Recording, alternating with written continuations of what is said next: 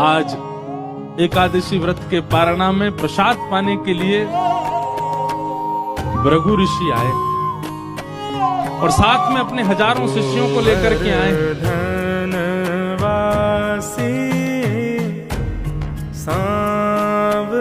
आए, चरण धोए, चरण धो करके उनका तिलक किया, बहु सम्मान किया, माला पहनाई, दक्षिणा प्रदान की। अम्बरीश राजा ने कहा, भगवान प्रसाद तैयार है, आप पाने के लिए विराज जाइए। भृगु ऋषि बोले, अभी संध्या का समय हो गया है, हम संध्या करके आते हैं, स्नान करके आते हैं, तब तक तुम प्रसाद की तैयारी करो, हम अभी आ रहे हैं। अच्छा, भृगु ऋषि प्रसाद पाने और व्रत पूर्ण कराने नहीं गए थे, वो परीक्षा लेने ही गए थे अम्बरीश राजा की।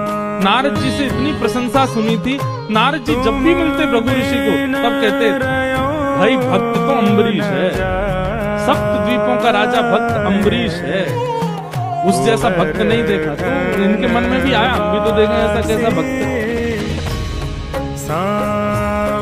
अम्बरीश महाराज का नियम था कि आप संतों को प्रसाद पवाते और जैसे ही पारणा का समय होता उसी समय प्रसाद ग्रहण करके अपना व्रत खोलते थे। संध्या में बहुत कम समय लगना था, लेकिन भृगु ऋषि जानबूझ करके समय व्यतीत कर रहे हैं ताकि उसके पारणा का समय निकल जाए। फिर देखता हूं कि धर्म को प्रधानता देगा कि संत वैष्णवों की सेवा को प्रधानता देगा। यहाँ अम्बरीश बड़े व्याकुल, समय निकलता जा रहा है, पारणा का समय हो रहा है, क्या करें? अभी तक भृगु ऋषि आए नहीं है, प्रसाद पाया नहीं है, मैं कैसे अपना व्रत पूर्ण करूं? और उसके बाद यदि व्रत पूर्ण करता हूं तो अभी तक जो मेरा नियम चला, इससे कोई ठाकुर जी नाराज नहीं होते। कई लोगों का नियम होता है कि वो बिल्कुल एग्जैक्ट टाइम पे ही व्रत खोलते हैं। इससे अगर आप चूक जाओ तो ठाकुर जी नाराज होंगे, ऐसा नहीं है। पर हाँ, कई बार नियम होता है। लेकिन अम्बरीश राजा का नियम था कि अपने समय से ही पारणा करना। और यहाँ भृगु ऋषि तो जबरदस्ती आत्मजल लेकर के बैठे हैं, संध्या कर रहे हैं, बोले कि आज इसका समय ही निकले, देखता हूँ क्या करेंगे।